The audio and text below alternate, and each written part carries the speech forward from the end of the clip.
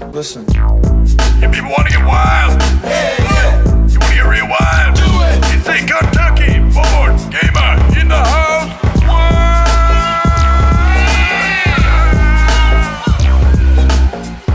Now let's get out there and melt some faces.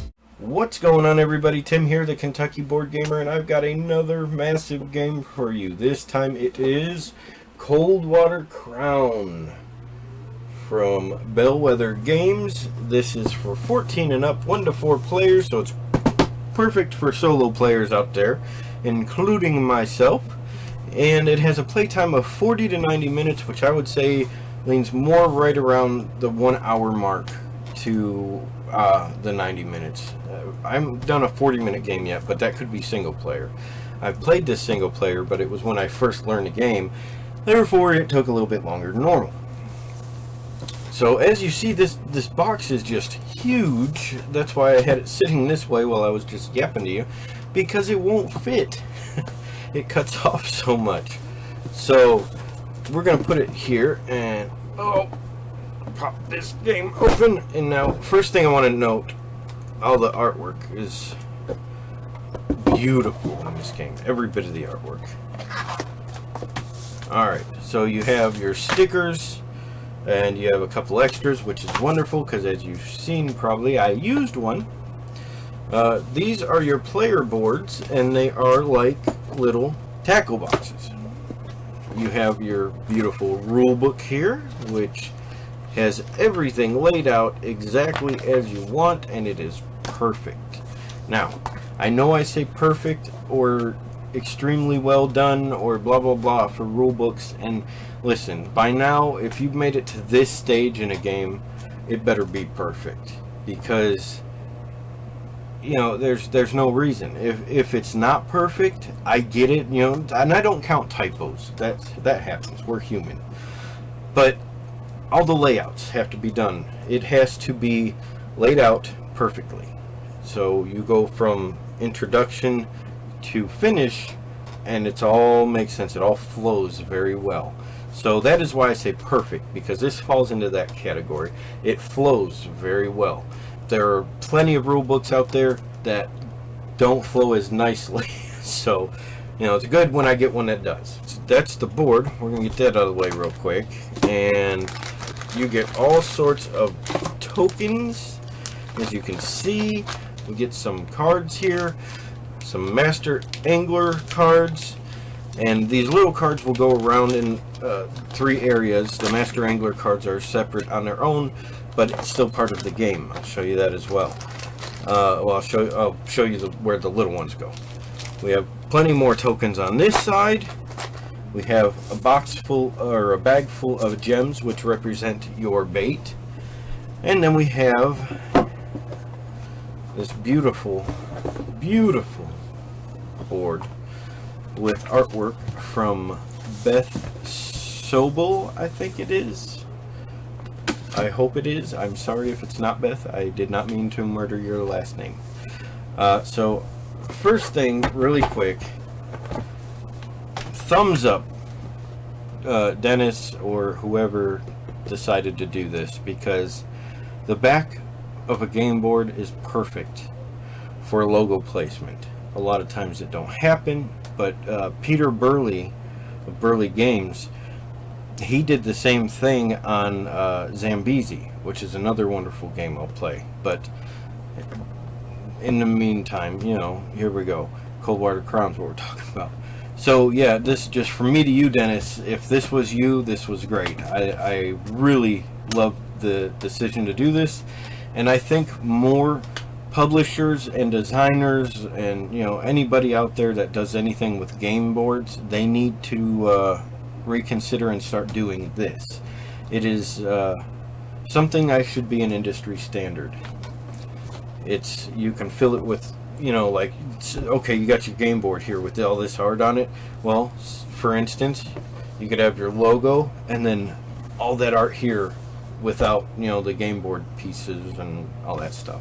So as you see though, you have nice rope outline with fishnet, so it makes it way more thematic. having that. You can see that there are some lures. There are different types of lures on here, and I love that they did that for them.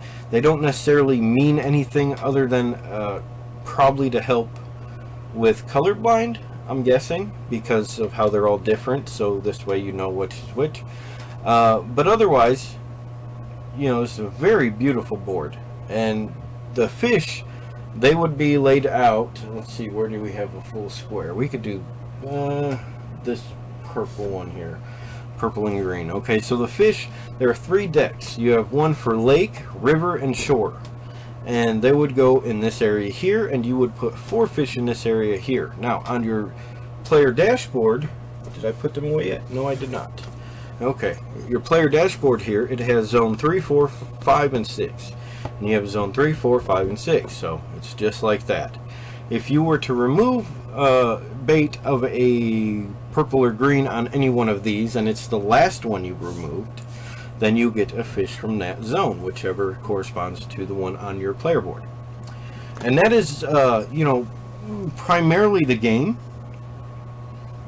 It's a nice little, yeah, it is a worker placement in a way. It's resource management, really, because you're gathering all your bait and you're trying to get rid of it a certain way and all that stuff. So, you know, it's set collection, worker placement, resource management.